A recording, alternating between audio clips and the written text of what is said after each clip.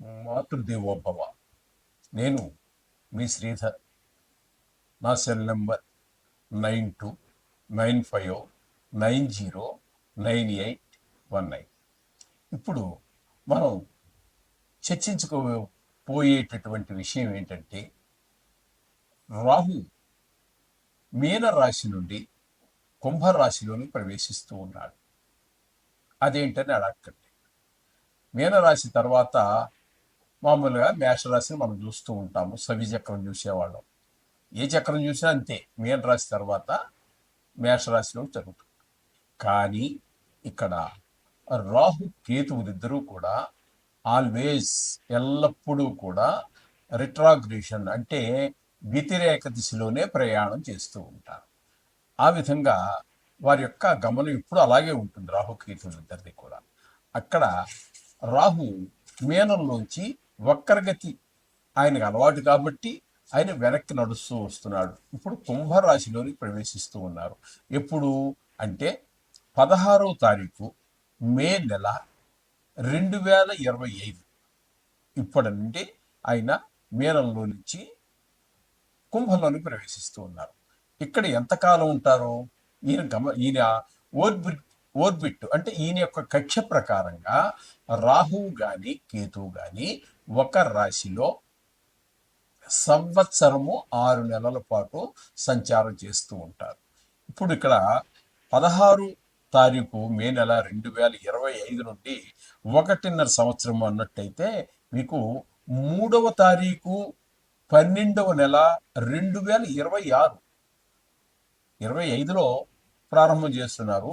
26లో డిసెంబర్లో 3వ తారీఖు తోటి 3వ తారీఖు వరకు అక్కడ ప్రయాణం చేస్తూ ఉన్నారు. అంటే సంవత్సరాల పాటు. అంటే తిథుల ప్రకారం కొంచెం కరెక్ట్గా ఉండొచ్చు, డేట్ల ప్రకారం ఒక రోజు ముందో వెనక రావచ్చు. ఇందులో కొన్ని అధిక మాసాలన్నీ ఇవన్నీ కొన్ని కారణాలు ఉన్నాయి. ఆ కారణాల ద్వారా ఒక 10 రోజులు 15 రోజులు అటు ఇటుగా జరగవచ్చు.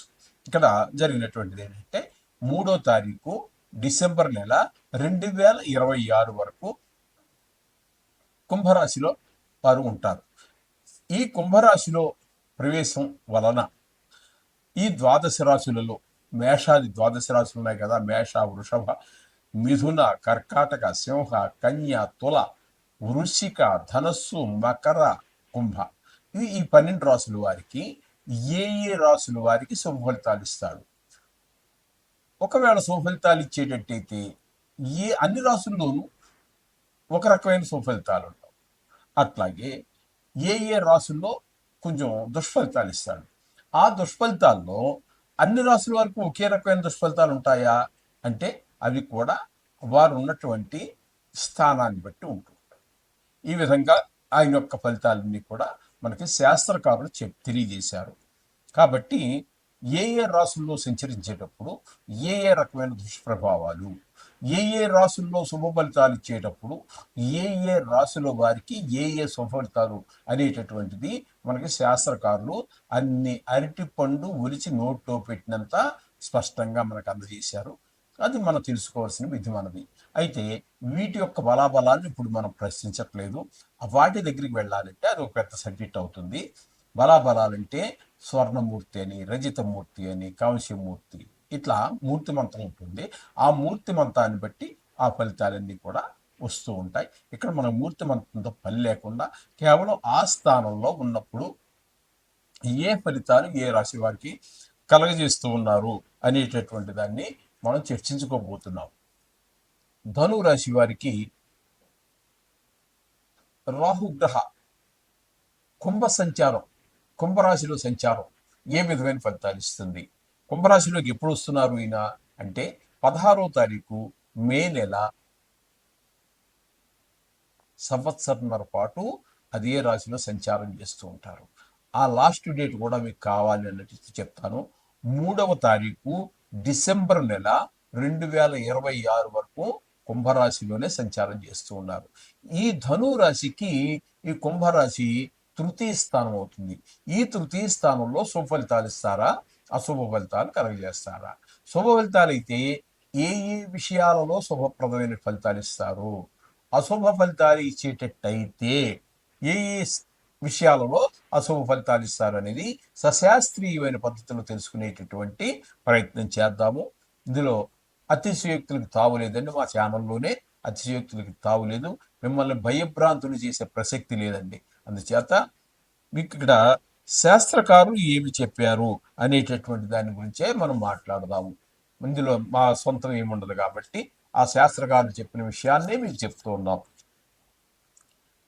మానహాని మనః క్లేశం ధైర్యహాని తథైవ చ భాతృద్వేషం మహాకష్టం విక్రమస్తు యథాఫణి. విక్రమస్తు అంటే విక్రమస్థానం అంటారండి. మూడో స్థానాన్ని విక్రమస్థానము అని అంటారు. ఆ విక్రమస్థానంలో రాహు ఉండటం అంత శుభప్రదమైన ఫలితంగా మనకి కనిపించటం లేదు. విక్రమస్థానంలో ఉన్నప్పుడు రాహు ఏం చేస్తున్నాడంటే రాహు రాహు తృతీయ స్థానంలో సంచారం చేసేటప్పుడు ఇక్కడ మానహాని అగౌరవం కలుగుతూ ఉంటుంది. మానహాని అంటే మనస్తాపం కలుగుతూ ఉంటుంది. మనఃక్లేశం మానహాని అపకీర్తి కలుగుతూ ఉంటుంది. అలాగే మనస్తాపం కలుగుతుంది. అలాగే సహోదరులతోటి దీన్ని సోదర భావం అని కూడా అంటారండి, భాతృభావం అని కూడా అంటారు. అందుచేత అన్నదమ్ములతోటి వైరం వచ్చేటువంటి అవకాశం ఉన్నది. అలాగే వివిధ రూపాలైనటువంటి కష్టాలన్నీ కూడా మహా కష్టం, అనేక రకాల కష్టాలంటే అన్ని విషయాల్లోనూ కూడా చాలా విషయాల్లో కష్టాలు కలుగజేస్తూ ఉంటాడని చెప్పేసి మనకు శాస్త్రం తెలియజేస్తుంది. ఈ విధంగా మనకి మూడవ స్థానంలో ఉండటం వల్ల శుభప్రదమైన ఫలితములను ఇవ్వజాలడు. ఎవరండి? మనకి రాహు. కాబట్టి ఇక్కడ రాహుకి మీరు నిత్యము ఆయనకి సంబంధించినటువంటి శ్లోకం చదువుకోండి. అలాగే మహాకష్టం ఉంటున్నారు కాబట్టి మీకు ఒక 40 రోజులు నవగ్రహాల చుట్టూ తిరగటము, ఆ 41వ రోజున రాహుకి అష్టోత్తర పూజ చేయించుకోవటము అవి చేయండి. అదే రోజు 1.25 kg మినుములు తీసుకుని బ్రాహ్మడికి దానం ఇచ్చేసేయండి. సంకల్పం చెప్తారు వారు. మీ చక్రం కనుక చూపించినట్టయితే వారు చెప్తారు. ఆ రకంగా దానం చేసినట్టయితే ఈ ఈ యొక్క దుష్ప్రభావాల నుంచి బయటపడేటటువంటి అవకాశం స్పష్టంగా గోచరిస్తూ ఉంది. ఈ విధంగా ఉంటుందండి. శుభం భూయాత్.